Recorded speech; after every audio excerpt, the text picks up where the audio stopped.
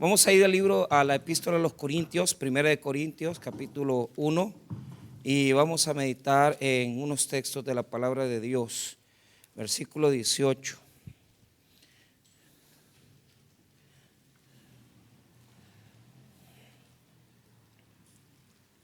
Uno 18.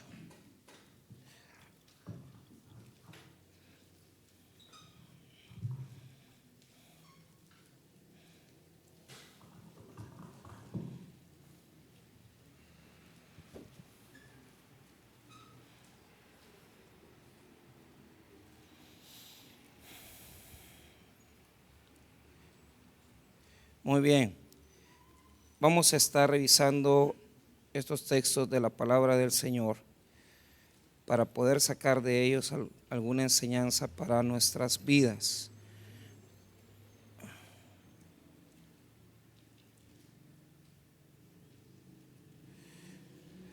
Vamos a leer, la palabra de Dios dice así: porque la palabra de la cruz es locura a los que se pierden, pero a los que se salvan, esto es a nosotros, es poder de Dios.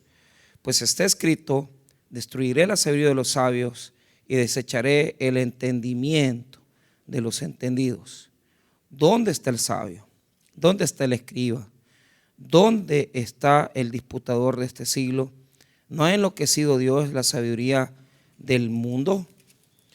Pues ya que en la sabiduría de Dios el mundo no conoció a Dios, mediante la sabiduría agradó a Dios salvar a los creyentes por la locura de la predicación, porque los judíos piden señales y los griegos buscan sabiduría. Pero nosotros predicamos a Cristo crucificado, para los judíos ciertamente tropezadero y para los gentiles locura, mas para los llamados, así judíos como griegos, Cristo poder de Dios y sabiduría de Dios.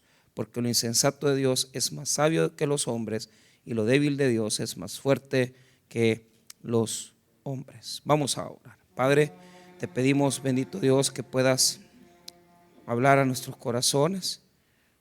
Oramos que puedas, bendito Señor, ministrar nuestras vidas, que puedas fortalecernos a través de tu palabra y que podamos encontrar en ella respuestas para nuestras vidas, Señor. Oramos desde ya que podamos ser ministrados, que podamos ser fortalecidos. En el nombre de Jesús. Amén y amén. Pueden tomar asiento.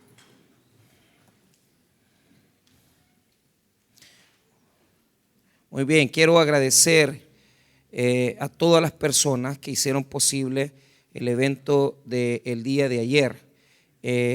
No solamente a los equipos médicos odontológicos, sino que también a todas las personas que participaron, ya sea porque sembraron en el evento con sus ofrendas, o sea, pusieron, ¿verdad?, en esos canastos para poder proveer.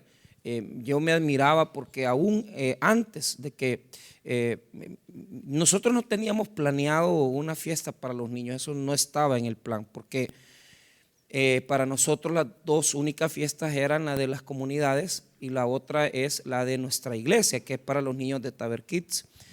Pero Dios fue obrando de una forma buena, grande. Bueno, el mismo día, un día antes, perdón, 2 días antes, una familia de un matrimonio joven de la iglesia me dice: pastor, ¿qué necesita? Esas son palabras importantes, porque la iglesia, hermano, algunos piensan que nosotros tenemos grandes cantidades de dinero. Aquí esta iglesia, hermano, no tiene esas cantidades de dinero.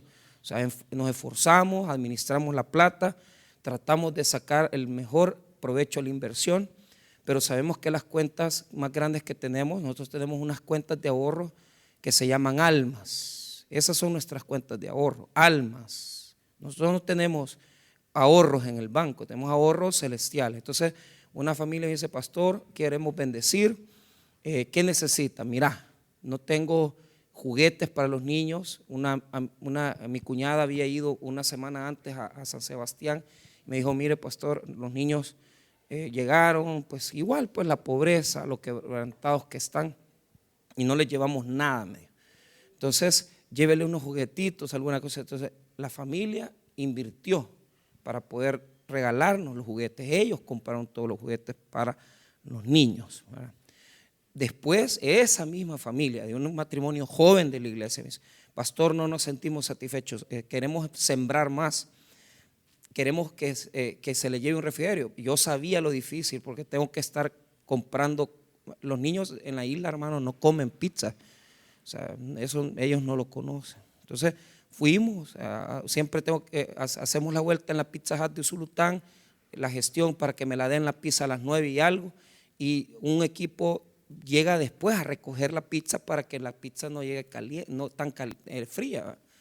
Y cabal, pastor, ahí no me mandó, no ofrendó, sino que transfirió el dinero, $100. Ahí lo compramos, inmediatamente le mandé la factura, mira aquí está, para que veas que el dinero. Ahora, ahí es, o sea, con las ofrendas de ustedes compramos el medicamento. El presupuesto del medicamento eran $550 y ya teníamos medicina. Pero Dios obrando, ¿verdad? Siempre el doctor, un amigo mío de Usulután, del doctor Mario Rodríguez, me dijo: pastor, aquí le he juntado medicamento, una medicina, hermano, de buena calidad, o sea, una medicina buena, antibióticos, cosas que teníamos. Casi me regaló en medicamentos casi $200, ¿verdad? O sea, en medicamentos. Y nosotros con el doctor Navarro fuimos a comprar a la farmacia y invertimos de su dinero, de sus ofrendas, $368. Gastamos $200 en el transporte del bus, y una familia de la iglesia nos prestó otro microbús para poder, con el tanque lleno de gasolina, de diésel, de gasolina, perdón, para que lleváramos al equipo de médico, ¿verdad? Y agradezco a todos los doctores, enfermeras, enfermeros, colaboradores, miembros del equipo de escuela bíblica, los miembros de toda la parte operativa, la logística, que hicieron posible eso, porque es admirable, hermano. Mire, allí en esa brigada iban médicos pues que tienen sus clínicas, odontólogos que tienen especialización fuera del país, que una mañana que no estén en sus clínicas, ellos pierden no menos de $400. Pero pastor me dice: vamos a ir con usted, vamos a ir a apoyar, vamos a ir a bendecir los niños, a la gente que necesita odontología. Cierran sus clínicas, se van con nosotros. Yo les admiro, ¿verdad? Porque tanto nuestro equipo local de Cojute como mis amigos y hermanos también de Usulután cierran sus operaciones para ir con nosotros, ir a trabajar esto. ¿Por qué les digo esto? Porque vamos a hablar de eso. ¿Ah? ¿Por qué te da vergüenza? Es el título del mensaje esta mañana. ¿Por qué te da vergüenza? Eso es lo que vamos a hablar. Muy bien. Esa es la introducción del sermón, ¿verdad? No porque quiera yo predicar, sino que es analizarnos nosotros, revisarnos, o sea, hacia dónde va nuestro cristianismo, ¿verdad? Entonces, vaya, voy a explicar estas cosas muy importantes del cristianismo. Fíjese bien, Jesús va a morir a los 30 años, aproximadamente. Los historiadores, por un conteo que se hizo mal, nosotros percibimos que Jesús pudo, en el conteo general hubo una falla en años, y probablemente así sin mucho darle vuelta, Jesús tuvo que haber muerto, datándolo desde nuestra perspectiva, ya con nuestros calendarios romanos y todos, unos 33 años después. O sea, es decir, no se puede contar que a los 30 cabales después de Cristo, no, 33 después de Cristo, así más o menos, Jesús murió. Una vez muerto y resucitado, fíjese bien, el poder del evangelio, o sea, tiene una relación, porque aquí viene, hermano, el tema del por qué nos da vergüenza. Si usted pone a Cristo en la cruz, pero si usted no lo resucita al tercer día, nosotros mejor cerremos la Biblia y vámonos ya para la casa, porque estamos perdiendo el tiempo. Oiga bien, el cristianismo, teológica y bíblicamente hablando, su fuerza es la resurrección. O sea, sin la resurrección, usted quítele la resurrección a Jesús y no es nada. Es un maestro, es un líder espiritual que se murió. Sin la resurrección Jesús no es nada, ni nadie. El poder de Jesús es la resurrección. Ahora, ¿por qué se los explico? Porque Jesús muere y resucita. Datémoslo 33 después de Cristo. Pero ¿qué pasa? El primer escrito cristiano que se escribe de Jesús es primera epístola a los tesalonicenses. Y el primer escritor de Jesús es el apóstol Pablo. No es Mateo, Marcos, Lucas y Juan. Pablo, bajo la revelación de Dios, entiende que el suceso que le acareció a Jesús en el hecho de haber resucitado, lo convierte a Jesús no solamente en el Mesías judío, sino que también en un ser divinizado. Por lo tanto, cuando Pablo escribe ya en Tesalonicenses, diga conmigo, Cristo glorificado. No, pero dígalo bien, Cristo glorificado. Nos habla de Cristo glorificado. Y poco, pero sí habla de Jesús. ¿Por qué? Porque para Pablo el evento de la resurrección de Cristo va a ser tan potente, va a ser tan fuerte, que él ya no va a hablar de el Jesús plenamente de la historia, sino que él va a hablar del resucitado. Él va a hablar del glorificado. Y cuando comienza a hablar en Efesios del Señor Jesús, él va a comenzar a hablar de un Cristo que está a la diestra de Dios, que está sentado a la diestra del Padre, que está en la gloria, que ha vencido los poderes demoníacos que Satanás tenía sobre el mundo, y que su poder es tan triunfal que él ha vencido a Satanás, ha vencido la muerte y ha vencido el pecado en la cruz. Entonces, pastor, ¿qué me está queriendo decir? Que todo lo que usted cree y todo lo que yo creo acerca de la salvación, el primero que nos aportó eso es Pablo. A Pablo se le reveló, a Pablo se le ministró. El cristianismo como lo tenemos hoy es un cristianismo paulino, porque fue Pablo el primero de los escritores, y no escribió Mateo, Marcos, Lucas, no, escribió Tesalonicenses. Y cuando ya ve Pablo a Jesús, lo ve en la gloria, en el poder. Entonces, ¿cuál es el evento que yo quiero narrarles? Mire, aproximadamente en el 50 se escribe la primera epístola, pero ya el primero que escribe de Jesús en su vida, Marcos, lo primero que escriben de Jesús, oiga bien, es su muerte, su sepultura y su resurrección. Entonces, mire cómo lo llevo yo. Esto es teología, pero es Biblia. ¿Por qué? Porque Marcos nos narra ya el acontecimiento. Vean los elementos trascendentales del evangelio encapsulado. Diga conmigo: muerte, sepultura, resurrección. Ese es el evangelio. Diga conmigo, ese es el evangelio. ¿Qué más quiere que le enseñe? Muerte, sepultura y resurrección. Ese es el evangelio. ¿Y qué es el evangelio? El evangelio, hermano, comienza a predicarse en toda Asia Menor, comienza a predicarse en toda la cultura romana, en toda la cultura helénica, en toda la cultura judía.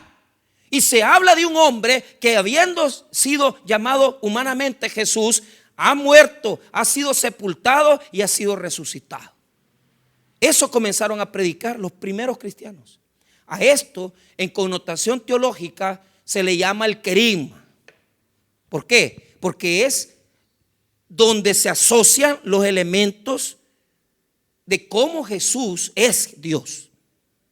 Muerte, sepultura, resurrección. Y lo estoy resumiendo mucho. Entonces, lo primero que se escribe de los evangelios es ese evento. Cómo fue capturado Jesús, cómo fue puesto ante las autoridades romanas, cómo fue puesto ante las autoridades judías antes, cómo él en la cruz perdió su vida, cómo él fue bajado de la cruz para luego fue puesto en un sepulcro, y cómo en la Biblia, porque en eso se tiene que poner mucha atención, se enseña que habiendo sido puesto en el sepulcro, no fue robado su cuerpo, ni tampoco, hermano, sucedió un acontecimiento que su cuerpo se lo comieron los perros, los animales. No, sino que al tercer día de haber muerto, llegan los primeros seguidores de Jesús, las primeras personas que quieren saber, las mujeres. Llegan al sepulcro y no hayan nada. Diga conmigo, no hayan nada. Ese es el poder del evangelio. Un Cristo que pasó por la muerte, que pasó por la crucifixión, que pasó por su entierro, pero al tercer día fue y salió de la tumba habiéndose reído de la muerte, porque Cristo fue resucitado por Dios, su Padre. La Biblia dice que Cristo fue resucitado por Dios, fue resucitado en el poder del Espíritu Santo. Y también hay textos que enseñan que Jesús resucitó por sí mismo. Esa es teología. Le estoy dando el centro del evangelio.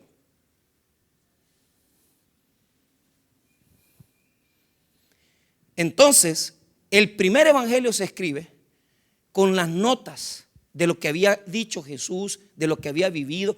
¿Cómo voy a escribir de alguien 20 años después que ya se murió? Y me voy a recordar de todo lo que me dijo. Ellos comenzaron a escribir cositas de él. Nosotros como, digamos, lectores de la Biblia podemos identificar que ya para el año 55, fíjese bien, ya había alguien que había escrito el núcleo de la muerte, sepultura y resurrección, pero también ya estaba escribiendo de los milagros que Jesús hizo.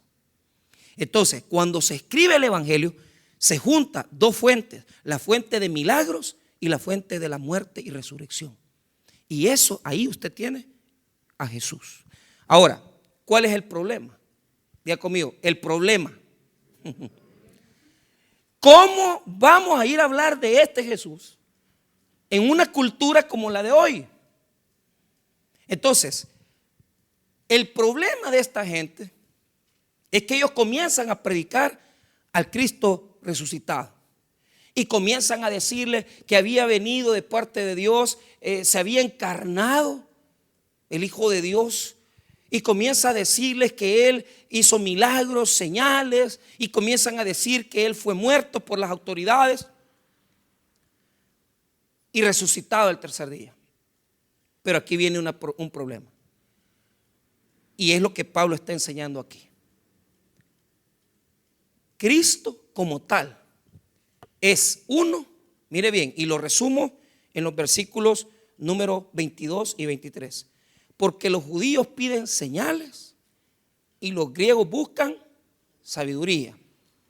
Pero nosotros predicamos a Cristo crucificado, para los judíos ciertamente tropezadero y para los gentiles locura.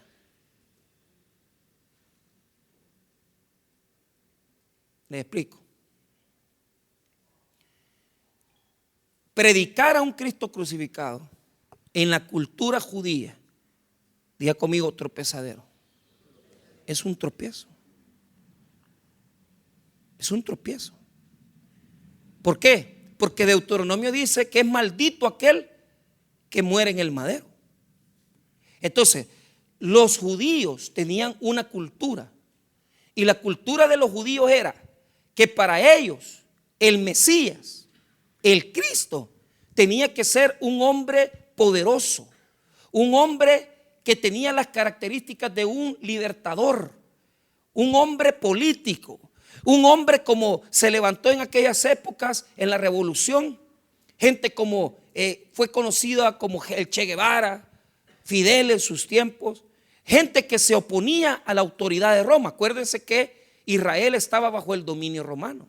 Entonces, lo que se buscaba era una persona, un Mesías, que nos libertara de nuestros problemas políticos, que nos hiciera la nación libre. ¿Por qué? Les explico. Israel no había sido libre desde el año, óigame bien, desde que ellos, hermanos, cayeron en las manos de Babilonia. En el año 585 antes de Cristo, Israel pierde su libertad. Se los llevan como esclavos a Babilonia y ellos 70 años después regresan nuevamente a establecer otra vez su país. Pero ¿cuál era el problema? Ellos ya no eran libres, eran gente que le debían obediencia al imperio. Entonces, todo judío pasaba esperando quién iba a ser que los iba a libertar. Todo judío pasaba esperando quién iba a ser el que venía a ser el libertador, el Mesías. Entonces, la mente del judío era: si yo voy a creer en alguien, necesito que sea un hombre fuerte, un Mesías que sea un hombre que tome las armas, que nos venga a liberar y que nos dé la libertad total del imperio romano. Porque nosotros como judíos estamos hartos que nos exploten. Estamos hartos de ser esclavos de los romanos. Entonces, en la mente judía, el pensamiento del judío era: quiero un líder, quiero un libertador. Pero no solamente eso. A Jesús muchas veces se les dice en los evangelios: Jesús, hijo de David. ¿Por qué? La mente del judío era: si el Mesías se levantaba, tenía que descender del rey David y tenía que venir a suplir las necesidades del pueblo. Es decir, tiene que ser un libertador que me dé de comer, que me quite el hambre, que me vista bien, que me dé comida, que me dé beneficios. Entonces, cuando a Jesús le dicen: Jesús, hijo de David, ten misericordia, le dicen, están diciéndole: por favor, danos una ayudadita, danos de comer, vestirnos bien, liberarnos de esta esclavitud. Mucha gente piensa en los líderes políticos así. Y la verdad es que mucho político es así. ¿Cuál es la diferencia de la iglesia y la política?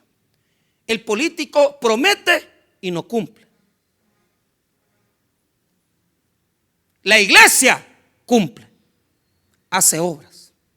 Nosotros no andamos hablando y pidiendo votos. Nosotros servimos a la comunidad. Pero ¿cuál es el problema?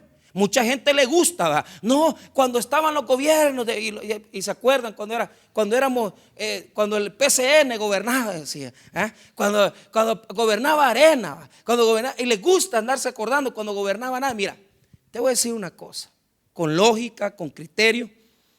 Mucha gente es así.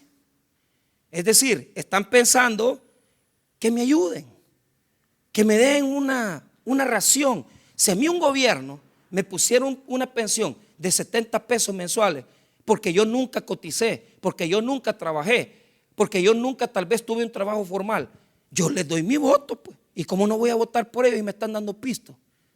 Ahora, ¿cuál es el problema? Dígale al que le van a quitar, porque sí trabajó, sí devengó, sí, ¿verdad? Él estuvo cotizando todo el tiempo, 35 años, 30 y pico de años trabajando, y a ese que ahorró esa plata le van a quitar un porcentaje para darle al que no trabajó. Ese es el problema de la cuestión política, que el político quiere beneficiarse él, y eso es lo que está presentando el texto. ¿En qué sentido?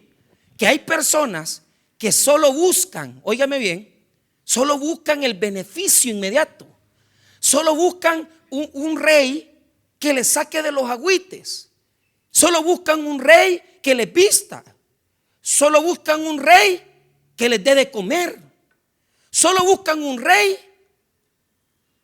que los cure. Mire, nuestro país, su sistema de salud es malo.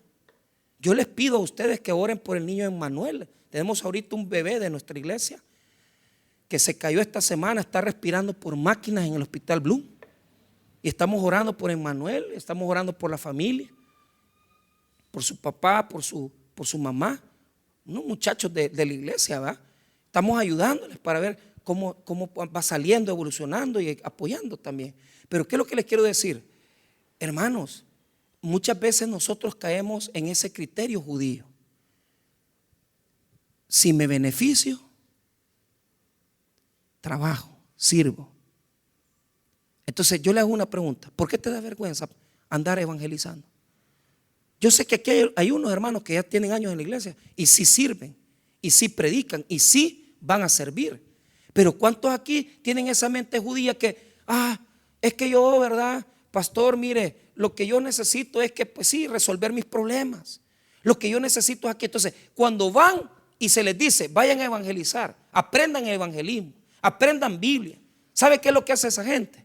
No, es que yo quiero que Dios me bendiga. Sí, pero vos no querés hacer nada por Jesús. Y el poder que tuvieron los primeros cristianos era que no tenían vergüenza, que no tenían pena. ¿Por qué? Vuelvo a repetirles, mire bien, cuando presentaba el judío el evangelio y decía, Jesús murió en la cruz, entonces el judío decía, este no puede ser el Mesías, porque el Mesías de nosotros es un guerrero, un líder, alguien que nos va a liberar. Y cuando veían la cruz y veían la crucifixión, decían, este no es el Mesías, este a ver quién es. Pero ¿cuál es el problema? Los judíos que se convertían al cristianismo no aceptaban la imagen de la cruz. No la aceptaban. Porque como yo como judío que estoy esperando un rey que me va a alivianar, un rey que me va a dar de comer, un rey que me va a vestir, y este muerto ¿qué va a hacer por mí? ¿Y este muerto qué va a hacer en la cruz? Nada. ¿Sabe, hermano, por qué nos avergonzamos del evangelio? Nos avergonzamos del evangelio porque como solamente queremos cosas materiales y creemos que a ese crucificado no le podemos sacar nada, y creemos, y realmente, hermano, que en el fondo hay personas que quizás ni creen de verdad, porque les da pena decir que son cristianos. Si es que en el fondo ni tan siquiera porque es crucificado, sino que les da pena comprometerse y decir, uy, no, yo no soy, no, yo voy a la iglesia, pero ¿cuántos aquí venimos a la iglesia? Pero escondidos, escondiendo la Biblia. A ver, ni Biblia traemos, y la traemos a ver escondida. Pero nadie se tiene que dar cuenta que yo soy cristiano y yo no. Sí, es que yo he ido a la iglesia, yo de vez en cuando. Pero ¿sabes cuál es el problema? El problema es que si vos te avergonzás de Cristo, Él también de ti.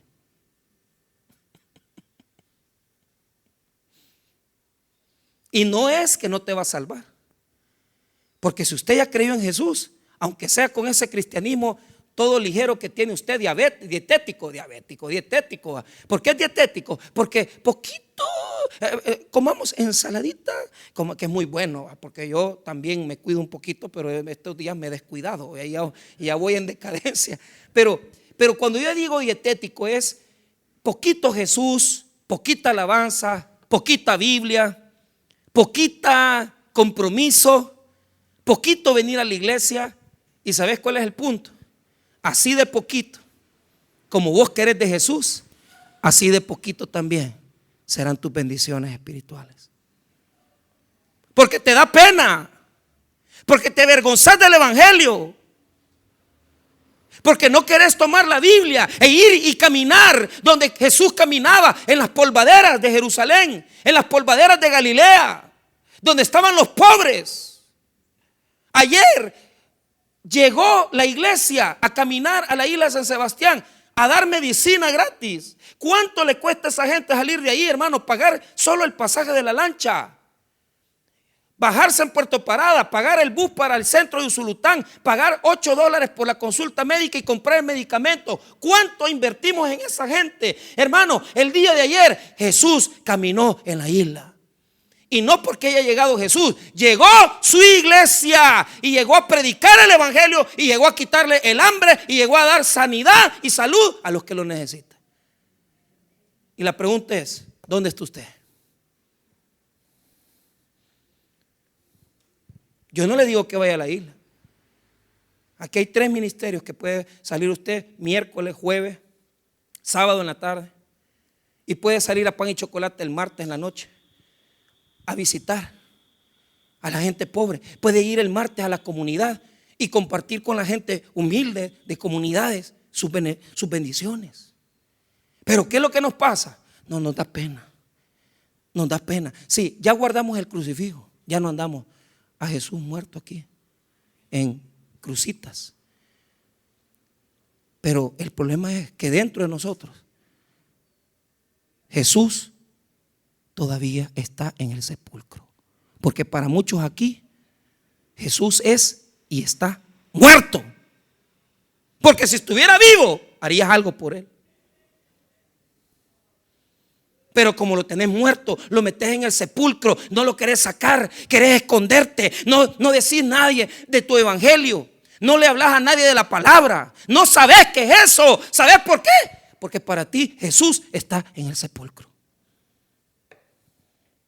Y Pablo dice, vean lo que dice el 24, pero el 23, pero nosotros, 23, que predicamos a Cristo crucificado, para los judíos, ciertamente, ¿por qué es tropezadero?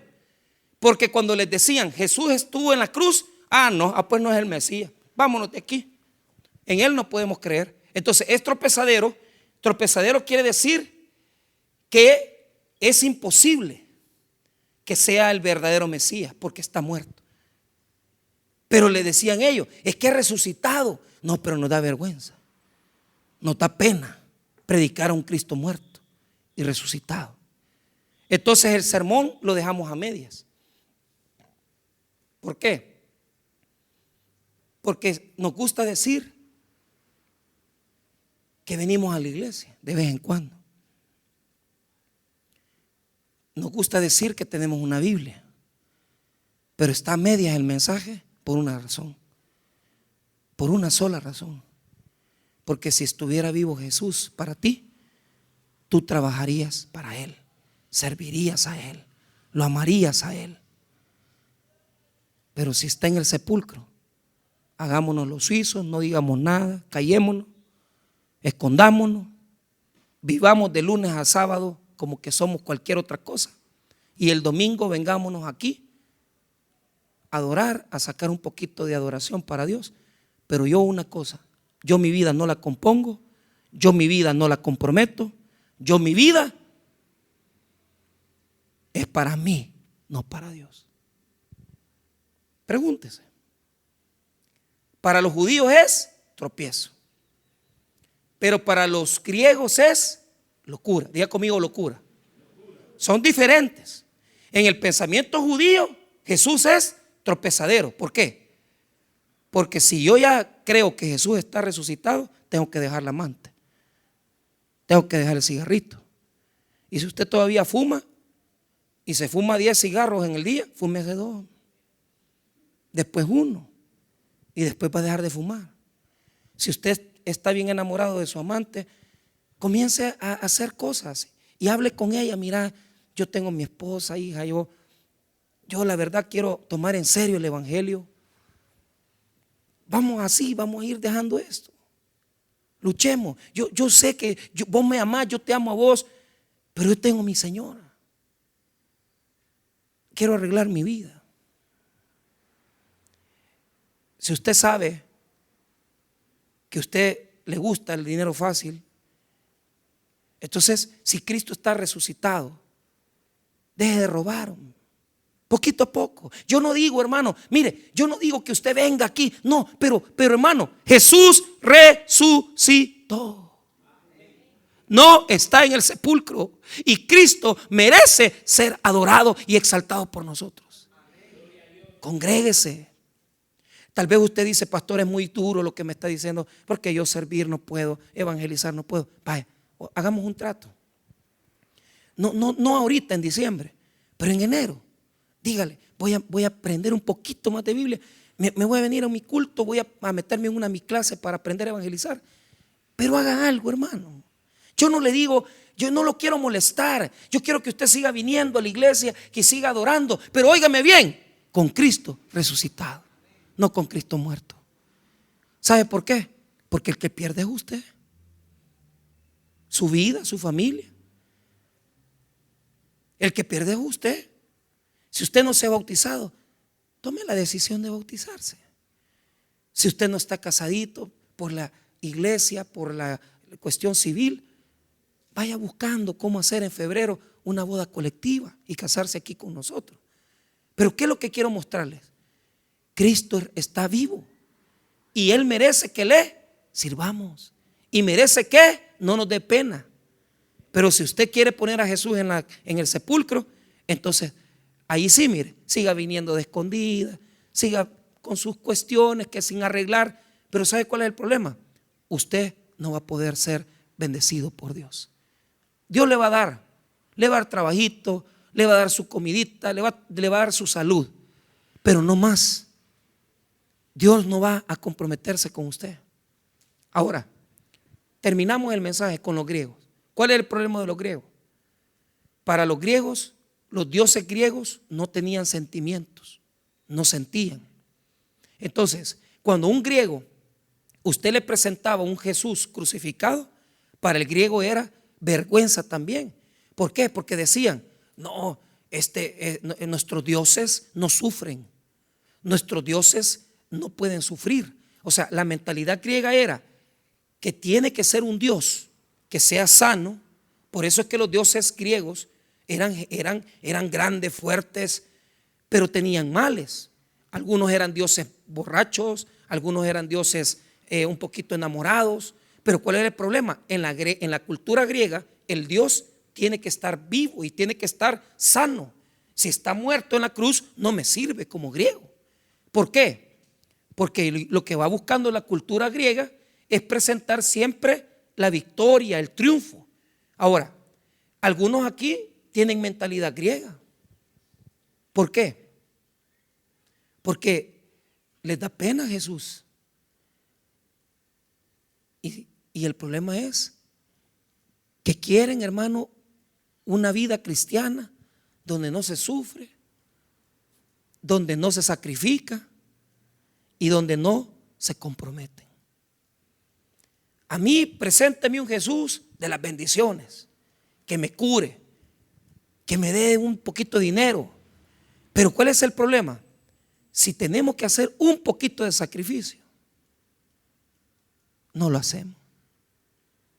Mire, hermano, cuando nos bajamos la lancha, bajamos y desembarcamos ahí en Puerto Parada, fíjese que las mujeres se fueron en un camión, pero habían hermanos que, como querían ir más rápido, se colgaron del camión y el camión casi da vuelta porque iban todas las hermanas y unos hermanos ahí colgados. Entonces se tuvieron que bajar. Entonces los que nos quedamos ahí, los que sí somos varones, ¿verdad? Entonces venimos y decimos, el pastor nos dijo, miren, si quieren esperemos, no, vamos a caminar. Y nosotros comenzamos a caminar como macho alfa, ¿va? Pecho así plateado. Pero ¿cuál es el problema? Al rato vino una moto para venirnos a recoger. Entonces, y dijo, aquí nos vamos a llevar otros hermanitos que quieran. El varón que se quiera subir, súbanse. Todos nos hicimos en los machazos ahí, va, porque no, ya dijimos que vamos a caminar, va. Y ahí, hermano, íbamos todos, va, como que éramos Israel en peregrinación. Nos dolieron las patas, va, porque no es otra cosa. Llegamos allá todos sudados, pero somos machos. ¿Ah? Ahora, ¿cuál es el problema? Poneme atención. Fíjate que caminar 4 cuadras, caminar 2 kilómetros para llegar donde está la iglesia. O sea, ¿por qué no lo vamos a hacer? ¿Por qué no vamos a llevar las cajas? A mí todavía uno de los doctores me regaló unos carritos para los niños y ahí llevando las cosas. Pero ¿sabes cuál es el problema? Llegamos y cuando vos le das el regalito a los niños, te llena de tanta alegría, hermano, de tanto gozo. Y aquello de que te pasaste todo el miedo que tuviste en la lancha, porque sí, el miedo de que te ahogaras, más que si ahí iba un pecador ahí como Jonás, porque ya me ha pasado, aquel día caí y me ahogo, ahí iba. Porque yo decía, quizás es el salado y yo vine y por andar con me estoy yendo mal a mí, va. Pero ¿cuál es el punto? Mire, hermano, esa vez que nos íbamos a ahogar con los hermanos de Usulután, si así se movía la lancha, así se movía. Ay, decía yo, Señor, ¿y hoy qué hago aquí, va? Pero el miedo mío no era por mí, porque yo sabía que yo podía nadar. El miedo, no, pues sí, yo me iba a tirar ahí como Baywatch, así los guardianes de la bahía. No, hombre, hermano, es esa corriente yuca, viera qué terrible. Entonces, un hermano venía conmigo, pero mi miedo no era yo, eran los niños que iban en la lancha y unas hermanas ya de edad. Entonces, Y yo venía, Señor, por favor, perdóname todos mis pecados, perdóname todo lo que te he hecho. Que no se vaya a dar vuelta esta cosa, porque si llegase a pasar, mire, pero ¿sabe qué fue lo chistoso? Que cuando ya llegamos a Puerto Parada y que pasó el gran agüite que pasamos, pero eso le estoy diciendo, hermano, que 20 minutos y aquella cosa que no le hallábamos. Y el lanchero le daba y le daba aquí, le daba, y el motor. Señor, digo, ¿para qué me vine a meter? Pero salimos y cuando llegamos a la orilla, pastor me dijo, porque había un hermano, dice, usted ya sabe que yo ya sabía que él era salvavidas, fíjese. Y le dice, mire, me dice, yo estaba preocupado, pastor, porque no sabía si salvar a mi suegra o salvarlo a usted, me dijo, porque no, definitivamente a mí le decía, a mí me tenés que salvar, le digo. Pero bien afligido, hermano, y con sinceridad, no le estoy hablando bromas, en serio lo estoy diciendo. Y usted le pregunta a todos los hermanos de Usulután, ¿se acuerdan cuando nos íbamos a ahogar? Pero la pregunta, ¿cree usted que no vale la pena, hermano, ensuciarse los zapatos, tirarse al agua, sudar, incomodarse? Claro. ¿Sabe por qué? Porque esas son, hermano, las cosas que nos hacen tener abierta la cuenta de los cielos. Si nosotros invertimos en la obra, mire, les voy a contar algo bien humilde, se lo digo, o sea, en el sentido de que en todos los carros que yo he tenido, en todos los carros yo he subido a los hermanos de la iglesia. Y Dios me ha bendecido. Porque nunca he tenido aquello, ay, que no ensucien los niños, ay, súbanos, eso es de Dios. Pero cuánta gente aquí, ay no, ay si subo un hermano, ay que no sé qué, ay si yo mi carro lo cuido. No, hombre, hermano, todo lo que tú tenés es porque Dios te lo ha dado. ¿Me entendés? Entonces, si tenés, oíme bien, pistillo, tenés un carro, tenés un camioncito, ¿por qué no lo pones a la orden del Señor? ¿Por qué no pones tus medios, tus recursos y decís, yo voy a ir a predicar, yo voy a ir a evangelizar? Y sabe, esto debería de ser algo que nos anime a nosotros a preguntarnos si somos como judíos que nos da vergüenza la cruz, o somos como griegos que solo la comodidad nos gusta y no queremos hacer nada para el Señor. Yo le digo algo, si Jesús puso su vida en la cruz por usted y por mí, ¿por qué yo no voy a poner mi vida, mi dinero, mi familia, mi ropa, mis pies para servir a quien se entregó para darme vida y para salvarme? Las bendiciones son eternas. Y yo le voy a decir esto, el servidor de Dios, Dios lo bendice. Y yo estoy seguro que si usted en el corazón le comienza a decir a Dios, quiero servirte, Dios va a cambiar su vida total y completamente. Ahí andaba un médico, un odontólogo, que yo los admiro porque los papás eran en mi iglesia los dos mejores ganadores de alma. Ellos, hermano, en el mercado, su negocio. Y el hijo con mucho sacrificio. Ellos fueron sacándolo del bachillerato aquí, pero ya en el evangelio. Él se crió yendo con sus papás a ganar almas. Y yo ahora, hermano, porque yo conozco su testimonio. Ahora yo veo al doctor, al odontólogo, y yo lo admiro, hermano. Porque fíjese que los hermanos lo iban a dejar a San Salvador para que siguiera estudiando odontología, y lo llegaban a ver los domingos y lo llegaban a visitar. Terminaban de ganar almas ellos allá y se iban en el bus en la tarde a ver a su hijo a San Salvador. Ahora, ese muchacho que andaba ahí metido con ellos, hermano, especialización en Brasil, uno de los mejores odontólogos. Y claro,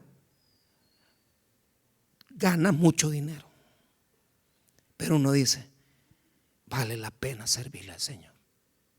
Si supiera la gente cómo estos señores criaron a este joven, que en medio del evangelismo lo llevaban todos los domingos, en los grandes soles, y que después lo iban a dejar a San Salvador y le llevaban su comidita y sus cosas, la gente no creería.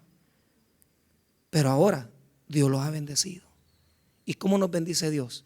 ¿Con dinero? No, dándonos buenos hijos, dándonos buena salud, dándonos recursos para nosotros ir y servirle. Pero sobre todo, Dios no se queda con nada. Acordate de esto. Todo lo que tú sembres en la obra, Dios te lo multiplica, te lo regresa y dice: vos a mí no me vas a prestar, yo te voy a pagar, porque yo soy un Dios que bendice al que me sirve. Si usted vive su evangelio como judío que se avergüenza de la cruz, o usted vive su evangelio como que es griego que le da pena incomodarse, sufrir y sacrificarse, en esta mañana yo lo invito a que revise su cristianismo y que usted en este día diga: Señor, ¿qué puedo hacer por ti? Porque yo quiero comenzar a hacer algo más grande para tu obra, para tu reino y para tu iglesia. Oremos, hermanos.